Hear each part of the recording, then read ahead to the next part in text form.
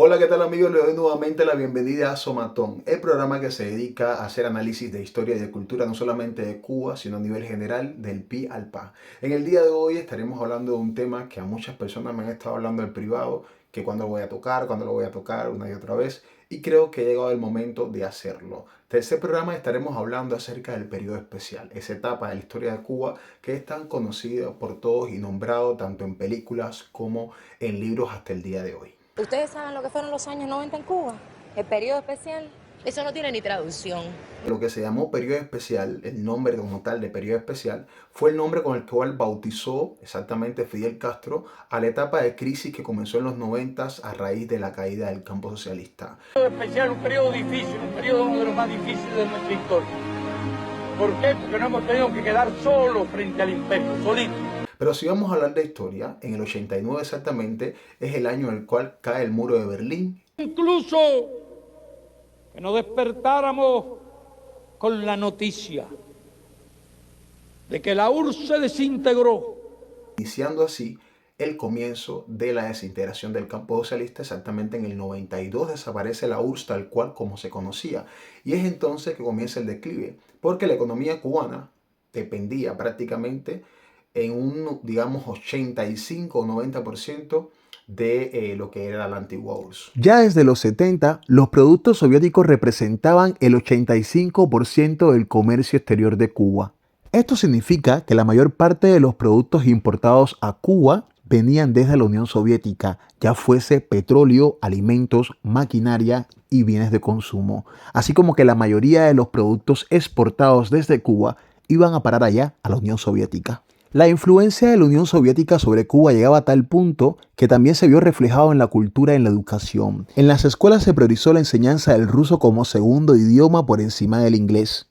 Parte de la juventud universitaria cubana y técnicos fueron formados en la Unión Soviética. Y hasta el arte y la literatura sintieron el peso de la alianza de Cuba con la URSS.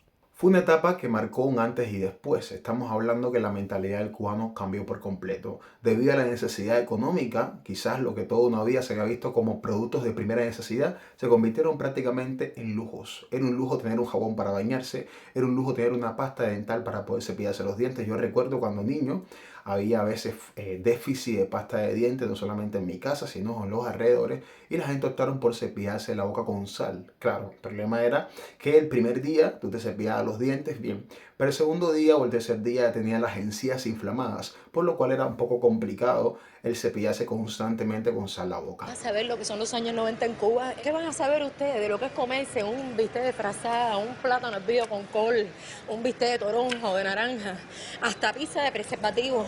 Y después tenerte que levantar al otro día por la mañana, agarrar una bicicleta con la neuropatía aquí en vena. Mira, sin ni esta proteína para poder seguir andando. Mi mamá todavía padece de los dolores en los huesos.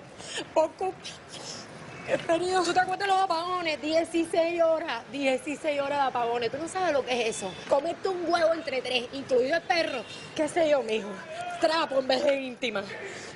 Por supuesto que la economía cubana se vio muy tocada por la caída del campo socialista. Por ejemplo, el combustible que permitía que el transporte fluyera, que hubiese fluido eléctrico, digamos que en su gran mayoría venía desde Rusia. Para desaparecer la Unión Soviética se dejó de administrar a Cuba de ese combustible, y las reservas que quizás debió tener el país eran las reservas que había vendido para poder financiar los conflictos en Angola, los conflictos en África, por lo cual Cuba no contaba con reserva de nada, y es cuando se ve el país tan afectado que comienza entonces una crisis con el tema del transporte, una crisis con el tema de la corriente. Tengan en cuenta que fue el momento donde comenzaron los apagones de 16 horas sin corriente, 18 horas sin corriente, una cosa que nunca se había visto en el país, y el transporte a fallar constantemente, sin contar que la mayoría de los buses que entraban al país eran buses que venían de la Unión Soviética. Al desaparecer la Unión Soviética, también se comenzaron a ver déficit de entrada de transporte público para la población. Importante quizás que haga referencia a algo que todo el mundo constantemente le achaca a la etapa del periodo especial, y es la desaparición por completo de la industria azucarera. Bien. Cuba, ante el triunfo de la revolución, no es menos cierto que contaba con una industria bastante variada y bastante fuerte. Una economía donde estamos hablando que el dólar y el peso valían lo mismo. Ya se pueden imaginar por ahí si vale lo mismo el peso y el dólar en esa etapa a qué niveles de desarrollo estaba la economía cubana. Pero, no obstante, es bueno siempre aclarar que la mayor parte de la industria existente y promovida desde el gobierno de Batista y gobiernos anteriores, que había mucha industria, no es menos cierto, la que realmente, o sea, se hacía producción con materia prima cubana era la industria azucarera, la industria del ron, de los puros o el tabaco, la industria del turismo también, la pescadería hasta cierto punto, la ganadería, que estamos hablando que existía antes del triunfo de la revolución, un aproximado de 1,5 cabezas de ganado por persona, para que tengan una idea. Pero fuera de eso, hay una industria bastante fuerte cuya materia prima no es cubana, sino que viene del exterior. Por lo cual, por ejemplo, con el triunfo de la revolución y la censura o el bloqueo o las sanciones económicas que Estados Unidos, que era el mayor proveedor de materia prima a estas industrias que existían en el país, le pone a Cuba, desaparece esa materia prima. Por lo cual, muchas de esas industrias ya desde ese momento dejaron de funcionar o tuvieron otras funciones. Bien, ¿por qué sobrevive a todo este cierre lo que viene siendo la industria azucarera, por ejemplo? Porque las piezas de repuesto venían desde la Unión Soviética. Al desaparecer la Unión Soviética, tampoco vienen las piezas de repuesto de ahí, y es que comienza entonces una crisis con el tema de lo que viene siendo la industria azucarera. Desaparecen muchas industrias azucareras, se ven centrales azucareros obligados a cerrar por la falta de piezas de repuesto, y hay pueblos que comienzan a desaparecer. Comienzan a desaparecer porque la población, casi toda la que vivía quizás en ese lugar, dependían o trabajaban en su gran mayoría en la industria azucarera que había desaparecido. Y así se va dando una concentración de la economía en los polos turísticos, porque el turismo, como ya les dije, se convierte en el renglón número uno de la economía cubana, seguido por algo que voy a hablar más adelante.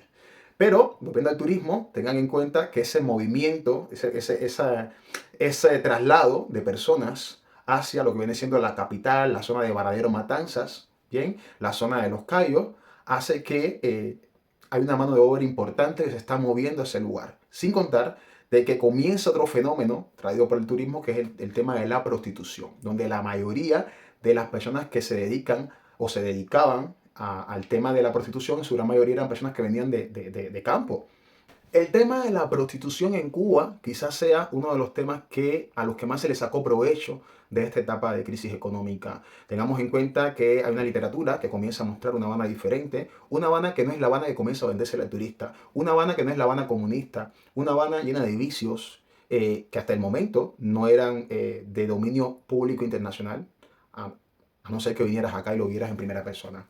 Y aparecen libros como Habana Babilonia, que es todo un clásico de la etapa, bien, que muestra cuál es la realidad con el tema de la prostitución en Cuba. Hay una metamorfosis bastante fuerte del cubano después de los 90.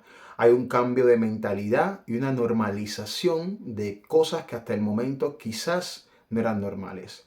El tema de la prostitución, en un primer momento las jineteras y jineteros, como se le decía o como se le dice hoy en día actualmente en Cuba, fueron vistos como personas marginales, como la lacra de la sociedad. Pero con el tiempo se pasó de la marginalización a la admiración, porque eran personas que lograban poner en una posición de salvación en medio del caos económico que era Cuba a su familia. Estamos hablando que yo recuerdo que el primer televisor a color control remoto que hubo en mi barrio era el de una jinetera, que se lo compró un español.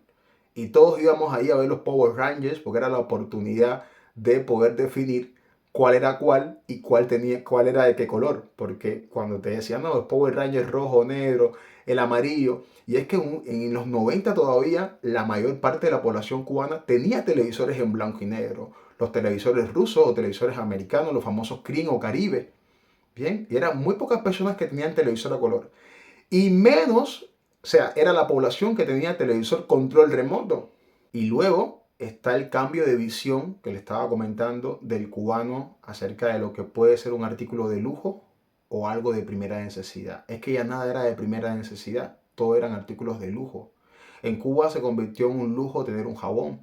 Por eso, después cuando pasamos, o mejor dicho, se armonizó un poco el tema del periodo especial. Estamos hablando que todavía se regalaban jabones y hay gente que veía un regalo de un jabón como algo insignificante. Y es que cuando comenzó el tema de los regalos de los jabones, regalar un jabón era un lujo porque no todo el mundo tenía jabón en su casa.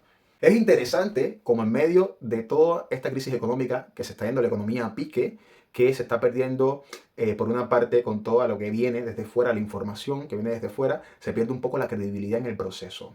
Y en medio de todo esto, el gobierno comienza, o el régimen comienza a agarrarse a todo lo que le diera credibilidad, a todo lo que le diera legitimidad al proceso revolucionario. Es el caso, por ejemplo, en las Olimpiadas o en cuanto a eventos deportivos, porque eso sí, en medio de los 90 de la crisis económica es el momento donde más brillan las glorias deportivas.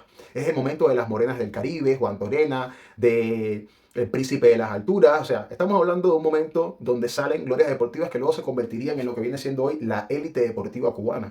Y estas personas se le endiosaba más todavía, teniendo en cuenta que se hablaba de Cuba como un país donde las personas estaban pasando una necesidad económica terrible y que en medio de todo esto ganaran medallas de oro, que no fueron ni una ni dos, fueron unas cuantas, en Olimpiadas y en cuantos eventos panamericanos, etcétera. De hecho, es en los 90, en medio de la crisis económica, donde Fidel asume a Cuba como sede de los Juegos Panamericanos. Y todas estas cosas en medio de una crisis económica, demostrando que a pesar de la crisis económica, Cuba sigue siendo un país que da grandes médicos, grandes glorias deportivas. O sea, es bastante interesante el contraste. Y cuanto éxito internacional tuviesen, ya fueran científicos, deportistas, artistas, siempre está la frase, gracias a Fidel, gracias a la revolución, gracias a Fidel, gracias a la revolución. Siempre buscando la forma, la revolución de que se le legitime.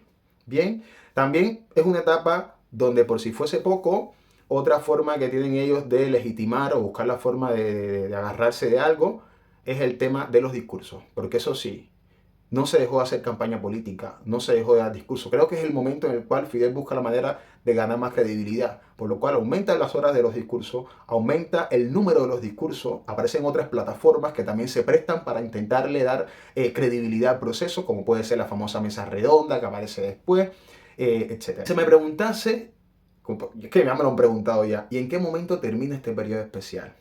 Lamentablemente, el periodo especial en Cuba es un tema que todavía hasta el día de hoy sigue. En Cuba, la crisis económica que comenzó con los 90 nunca terminó. Porque esa crisis económica lo que demostró fue el fracaso que fue todo el proceso revolucionario, que fue un gobierno fallido. Bien, y todavía existe ese gobierno, por lo cual un principio de la economía política es que la base económica y el sistema político tienen que ir de la mano, tienen que concatenar. Y lo que han hecho es mantener un sistema político caduco y buscar la forma de hacer cambios económicos, pero esos cambios económicos sin que pierda credibilidad el proceso político. Bien, eso que ha traído como consecuencia es, como decimos en Cuba, un arroz con mango. Estamos en presencia de un país que hasta el día de hoy sufre las consecuencias de una crisis económica que comenzó en los 90, donde hoy en día se puede decir que Cuba sigue en un periodo especial, lo que ha tenido momentos quizás de sacar la cabeza a flote y volver a hundirse nuevamente. Uno de esos momentos quizás haya sido la alianza de Cuba con Chávez, la alianza de Cuba con los países del ALBA, cuando el famoso ALBA, que estamos hablando que con Chávez Cuba salió a flote, comenzó a entrar combustible que venía desde Venezuela, los médicos se convirtieron en una moneda de cambio y en una de las principales fuentes de ingreso de divisa del país con el tema del internacionalismo, perdón. Y quizá también otro momento, las alianzas con China, en su momento, cuando la revolución energética, que nos cambiaron todos aquellos equipos electrodomésticos maravillosos, viejos pero maravillosos, que duraban toda una vida, que teníamos heredados de los 50, de la etapa de los soviéticos también, y así. Ha tenido todos esos momentos, ha tenido el momento quizás a flote cuando llegó Raúl al poder y permitió los negocios privados, que le dio respiro a no todos, a unos pocos. ¿Bien? Eso es importante. Pero que esos pocos generaron empleos que no eran empleos generados por el gobierno y que le permitieron a esas personas que trabajaban para ellos tener un salario bien por encima del salario del gobierno. No estamos hablando de clínicas privadas, no estamos hablando de escuelas privadas, estamos hablando de restaurantes, o sea, generalmente restaurantes, casas de renta, cosas dedicadas al comercio. Por eso hoy en día la economía cubana prácticamente está invertida, la pirámide. Estamos hablando que un camarero gana más que un médico. Pero eso es algo que a esta altura, o sea, muchas personas deben saber, no es un secreto para nadie. Hay dos elementos muy importantes que traen como consecuencia otro gran fenómeno del periodo especial, y es la gran oleada de éxodo de cubanos a través del mar, o sea, los llamados balseros, que comienzan exactamente con el tema del maleconazo en el 92. Hay un antecedente que es el antecedente del Mariel, del cual tampoco voy a hablar en este programa. Así que si quieren que hable acerca del Mariel, ya solamente tienen que dejar su comentario y pedirlo. Está el Mariel, que para explicar un poquito por arriba, no es más que un fuerte éxodo que se da exactamente en los 80 por la zona del Mariel, por eso se llama el Mariel, o los Marielitos, se le llaman a las personas que llegaron a la Florida desde el punto del Mariel. Un momento histórico donde supuestamente hasta el momento, hasta los 80, se hablaba de una Cuba donde todos estaban de acuerdo, felices y contentos con el proceso. Ya con los 80 y el tema del Mariel, la prensa internacional comienza a hacerse eco de que en Cuba no están tan contentos con el proceso establecido por Fidel Castro. Y los 90 demuestran una vez más este proceso. Ya he hablado del antecedente del Mariel, me voy a referir precisamente a los dos elementos que para mí son muy importantes y que marcaron ya el boom de lo que fue la migración en los 90. Claro, si fuera a hablar de elementos, tendría que mencionar como elemento número uno, por supuesto, la situación económica, pero de eso estamos hablando durante todo el programa. Entonces, para mí esos dos elementos que marcaron un antes y después fueron, en primer lugar, los cubanos que llegaron desde Miami, que se les permitió entrar bien, y estamos hablando de estos primeros cubanos que llegan y que llegan cargados de pacotilla, como decimos nosotros en un buen cubano, de cosas de primera necesidad, ropa, jabones, pero que además tenían acceso a las famosas tiendas diplomáticas que se abren en los 90, que eran exclusivamente, supuestamente, para los diplomáticos, pero que también se le da acceso a estas tiendas a estas personas que vienen desde el extranjero. Tiendas en las cuales se podía comprar solamente con dólares, una moneda que no se movía libremente como se mueve hoy en día en el país, en la calle. Era complicado. Recuerden que a pesar de que hay una despenalización del dólar, bien, justamente en los 90, cuando comienza el turismo, a la misma vez hay una penalización por parte de los cubanos a quien cogían con un dólar, la pasaba muy mal.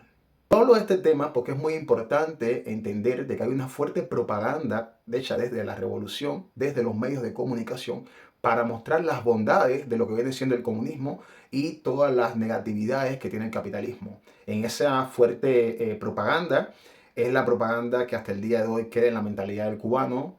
Bueno, ya era un internet diferente, pero en esos momentos África era un país donde estaban muriendo todos los niños de hambre, igual que Haití. América Latina tenía sus características con la violencia. Estados Unidos todos los días mataban personas, era un país donde las personas estaban esclavizadas, donde los cubanos que habían llegado en su momento en el Mariel, se hizo una propaganda de que estaban todos limpiando baños, haciendo trabajos inhumanos. Mientras que aquí en Cuba éramos todos médicos, éramos todos profesores, éramos todos personas de bien.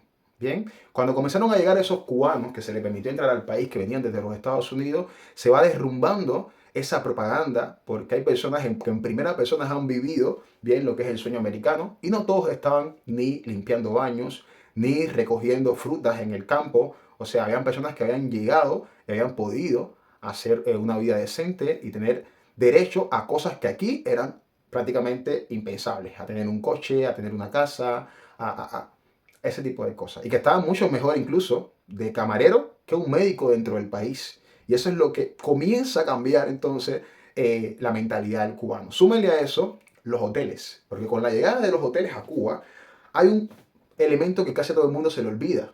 Las personas se robaban la señal de las antenas parabólicas y comenzaban a tener acceso a otros medios de comunicación, acceso a otra televisión que no era la nacional. Y eso le permitió entonces a las personas poder comparar. Y comienza entonces a implementarse más a través de programas como el de Don Francisco y esos programas así, documentales, a implementarse más el tema del sueño americano. Y es cuando se comienza fuertemente a pensar en una migración en masa. Quizás muchas personas que no hayan vivido ese momento, que no sean cubanos y no hayan entendido la realidad que vive cubano en esos momentos, les sea un poquito, no sé, quizás extraño, quizás difícil de entender, es la palabra, o sea, es la frase, difícil de entender cómo es posible que una persona no le quede más remedio que lanzarse al mar antes de luchar por un cambio. A ver, señores, tienen que entender de que en esos momentos, si ahora es complicado el tema de luchar por un cambio, en esos momentos era más complicado, porque a pesar de que ya tenías acceso a otros medios de comunicación, ya comenzaba a caerse un poco la máscara. Estamos hablando que había todavía una gran fuerte población que estaba agradecida con el proceso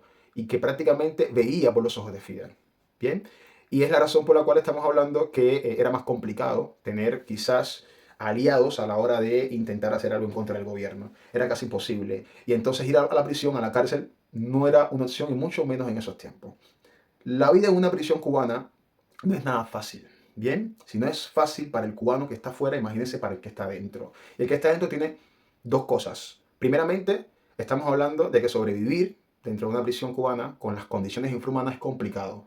Y lo otro, poner a tu familia en una posición de ya no solamente tener que ver cómo hace para comer ellos, sino también para llevarte comida a la prisión. Entonces, no era una opción. Era mejor la opción de intentarlo, de lanzarte al mar, de intentar llegar. No todos llegaron, pero los que llegaron tuvieron la posibilidad de escapar y de tener otras oportunidades que muchos después quedaron soñando con tener esas mismas oportunidades.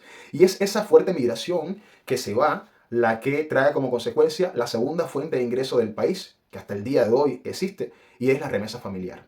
Bien, remesa familiar que en su gran mayoría viene desde los Estados Unidos. Bueno, mi gente, y hasta aquí el programa de hoy. Espero que les haya gustado y haya sido de su agrado. Si es así, por favor, deje un like y no olvide dejar su comentario, que para mí es muy importante. También puede sugerirme algún tema, ya sea de la cultura cubana, la historia cubana o a nivel internacional que le interese que yo tocase. Y ya saben, lo estaremos pasando por el somatón, haciendo un análisis del pi al pa, como decimos en el buen cubano. Mi nombre es Alex Pergarsi y lo espero en otro encuentro para seguir debatiendo acerca de la historia y la cultura. Hasta luego.